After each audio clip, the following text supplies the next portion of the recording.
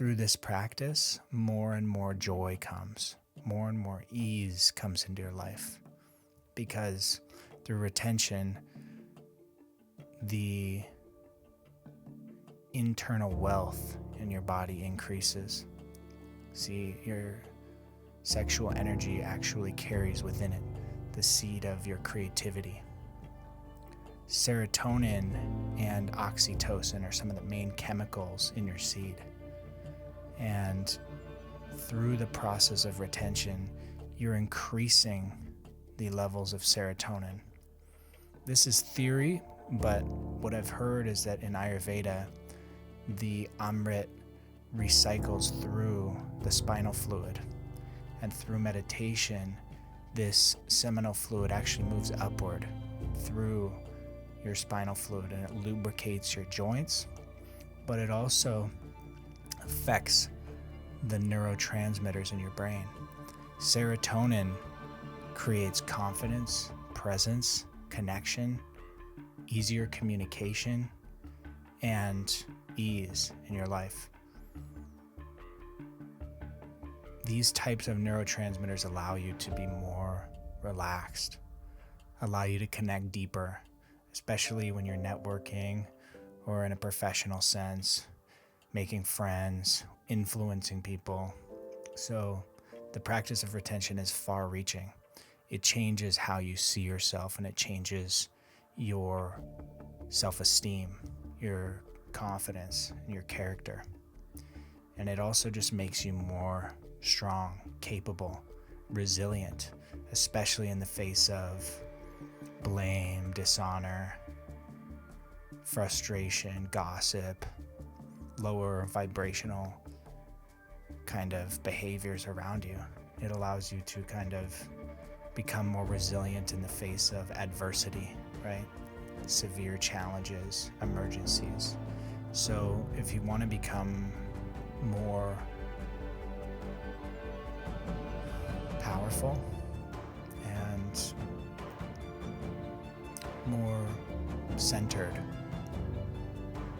then retention is of the utmost importance.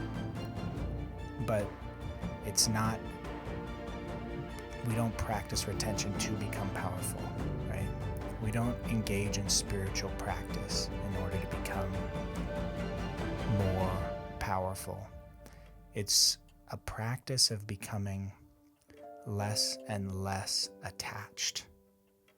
See, if we're attached to becoming powerful or influential or more dominant or more attractive, then we're doing this for all the wrong reasons. Really, spiritual practice is about letting go. And in this letting go process, we become less and less attached to the outcome. We become less and less attached to rewards. And because of this, the anxiety leaves us. And through the process of meditation, the frustration and the angst leaves us. The desire to possess people, places, and things leaves us. And what comes over is more and more high-frequency joy through the process of this purification. And through self-control, discipline, and meditation, we begin to purify our thoughts, our actions, and our deeds. And as we step deeper into service, we start to realize the joy of giving, the joy of seva, the joy of work. And we start to realize that work, and selfless work specifically, is one of the most fulfilling things that we can do, especially when we're doing work fighting against evil. That's what they say in the Bhagavad Gita. A war against evil is of the highest nature for the warrior. So this is a process of self-mastery that every man should engage in. The disciples of the Buddha live in freedom. See, there's no refuge in the world for those driven by their desires. When we're attached to pleasure, suffering follows. See, make no mistake, those who follow the Buddha live in joy, peace, serenity. But The Buddha never shied away from talking about evil, right? There is so much that's trying to distract us, pull us downward, steal our energy away. The spiritual thieves of greed, lust, ego, and attachment. Those can be just labels, but really it's about, are you getting carried away by the thoughts of cars and houses and success and money? This is a complete distraction, and it's taking away from your spiritual purpose.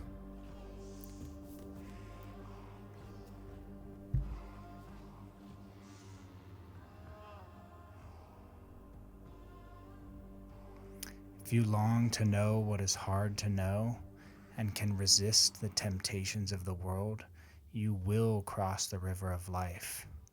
Selfish desires give rise to anxiety. Selfish desires give rise to fear. Be unselfish, and you will be free from anxiety and fear. Craving brings pain. Craving brings fear. Don't yield to cravings, and you will be free from pain and fear. Self-control and self-discipline frees you from pain and fear. Don't yield to cravings when they come up. I'm going to mention one thing about cravings, and I'll leave you with this. Cravings come up because we put too much fire into the body. So when you wake up in the morning, that's the best opportunity for you to become intensely present. This is before any craving can touch you, before there's any fire in the body. So in the morning, I want you to meditate, pray, become humbled, and ask for divine guidance. Through that meditation, you're going to create more resilience in your mind. Through that meditation, you're going to create more peace and joy in your mind. And then as the day continues, you need to control the amount of fire that you put into your system. Control the amount of food you put into your system. And when you put food into your belly, you need to use that fire for work, selfless service, exercise, and movement. If you're laying around and allowing the mind to dwell on sensual pleasure, cravings are going to arise. So become completely aware of the balance of the elements within inside of you. And that's when you're going to master cravings. See, cravings come when you have too much energy. That energy needs to expel itself somewhere. So be careful with how much energy you're putting in, and then make sure that you're using that energy effectively by transmuting the sexual energy into something physical. If you do have cravings come up, which is bound to happen, it usually means that you have too much food or fire or blood sugar in your system. One of two things should happen. You should rest if you're completely tapped, or you should go for a run or exercise. Don't give in to cravings. Don't let yourself check out. That's the crossroads. Sending you guys love tonight. I hope everything is going well on your journey, and I'll see you soon. All right. Love y'all. Peace.